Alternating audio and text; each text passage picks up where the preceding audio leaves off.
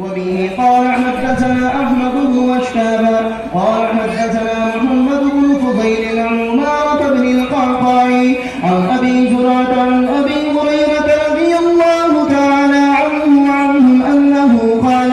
قال النبي صلى الله عليه وسلم كلمتان حبيبتان إلى الرحمن خفيفتان على اللسان ثقيلتان في الميزان